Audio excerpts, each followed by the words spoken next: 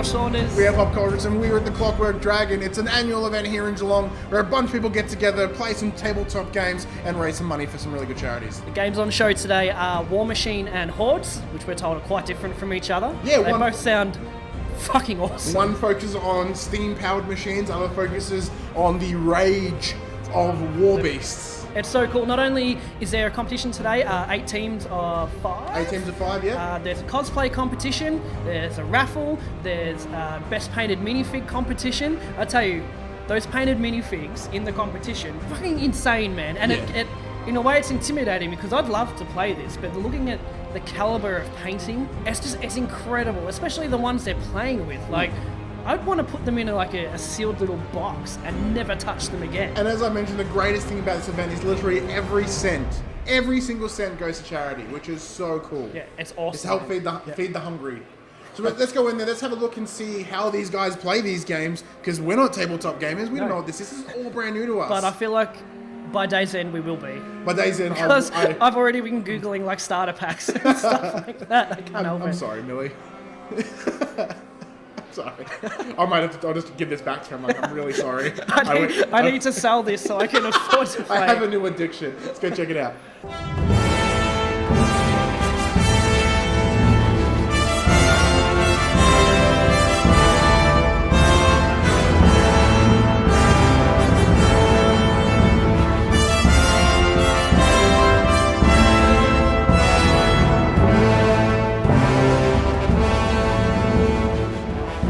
Hi guys, Josh here from the Pop Culturist. I'm here with Paris, the tournament organiser for the Cryo Bay Freebirders. Are you having a good day? Mate, I'm having a fantastic I know you're day. under the pump, so we're not going to keep you away for too long. We're Clockwork Dragon event today. A big event that I'm happy to be here for because it's awesome. Just for those of our viewers that don't really know, can you give us a brief overview of what the event actually is? Yeah, sure. So what we're running here is a food machine team tournament. And what that means is we're actually playing a game called War Machine, which is by Privateer Press, or War Machine and Hordes. So there's 2 games that essentially play together. Yep. And the food machine event today is it's a charity event. So we're raising funds for the Geelong Food Bank, and we have a raffle running to raise the money for charity. We've got 8 teams of players here, all vying for championship glory. Sort of funny lists and wearing costumes and all sorts of weird painting. We've got a wrestling theme this year, so we've got some models with a wrestling belt and no shirts, of course. And as fits wrestling very well. Yeah, we've got El Flamo running around here somewhere with his wrestling mask and a cape on. So speaking of this being a fun event, is this something that newer players could get into? Because it's something like this from the outside is a very intimidating thing to kind of look at. It looks like there's a lot of rules and people are obviously very passionate about their gaming. As for newer players, this is something that's approachable for them, isn't it?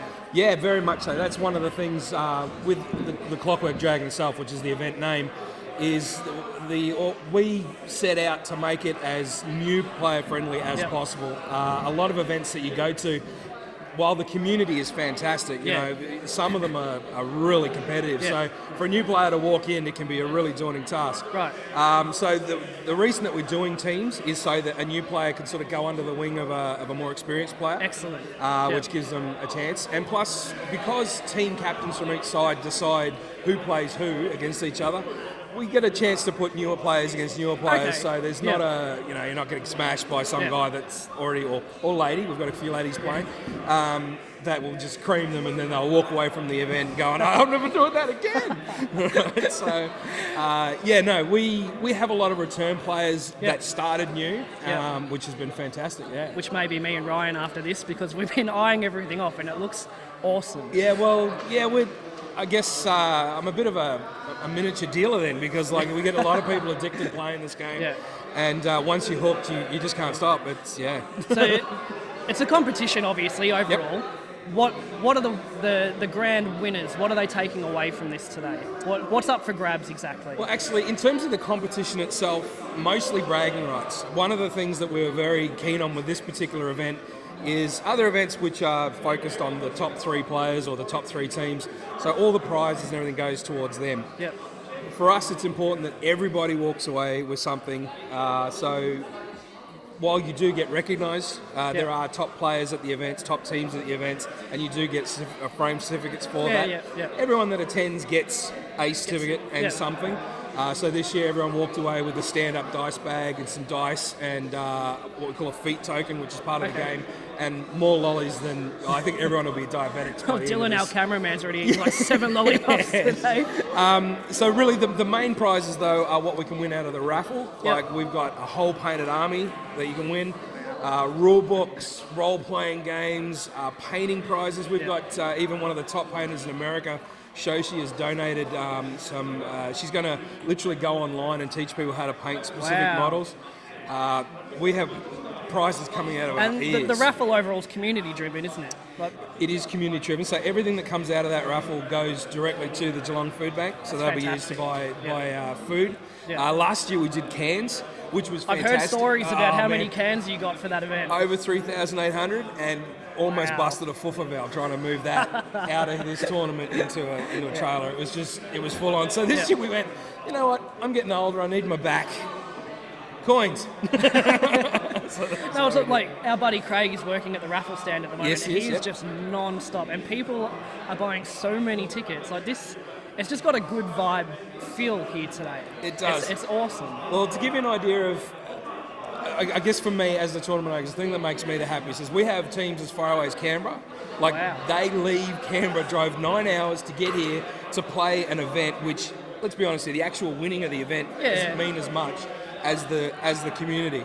And if I look around, you know, people have all joined together from various places, Melbourne, Ballarat, Bendigo, Geelong, Canberra, and they're just talking and they're sharing experiences and tactics and how they play stuff, and because there's so many models, so many different interactions. And of course, I'm sure a lot of the newer players are seeking tips from the pro players as well. And well, that's really good. One of the great things you'll see at the end of a match is there's usually the players will have a discussion at the end of the match and just say, you know, and the more experienced player might say, you know, well, if you'd have done this, or at this point, this is where I got you.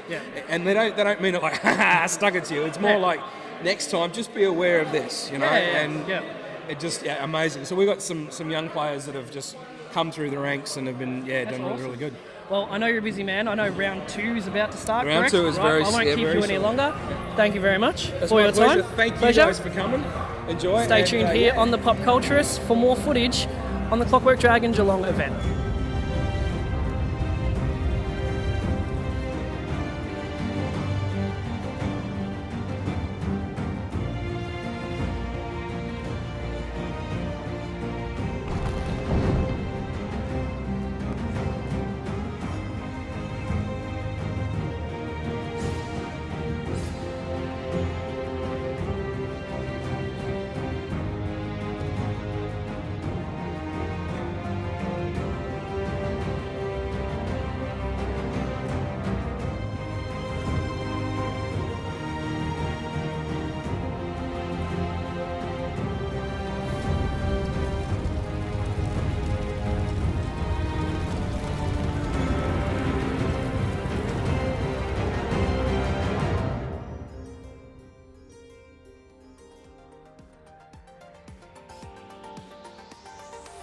So that's it, guys. The day is wrapped up. It's been a long day, but to top it all off, Ryan won something. I don't know what it is. But you're going to paint it, aren't you? Yeah, it sounds rad. So that was awesome. It's little piggies that are versed in the mystical arts of butchery. That sounds awesome. $1,600 raised from about 40 people. That's awesome. Such a, like, as you can see here, like the feeling of community and everything here, it's awesome, and it's something I kind of want to be a part of. The thing that blew me away, right? It was a competition, but at no point was there like butting heads. Like everyone was in it to have a good time. Yeah, and everyone clearly did. Like everyone left with something. Everyone's got a smile on their face. It's just an awesome day. It was amazing. Yeah. If you're into tabletop games, I highly suggest you make your way to Clockwork Dragon next year, 2017. No idea when or where or how it's going to be playing. But you might see us. I'll be there with my one squad.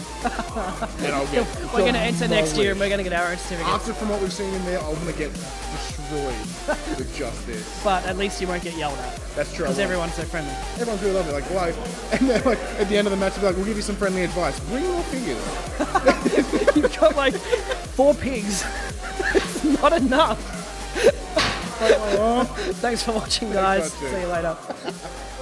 These are really good pigs.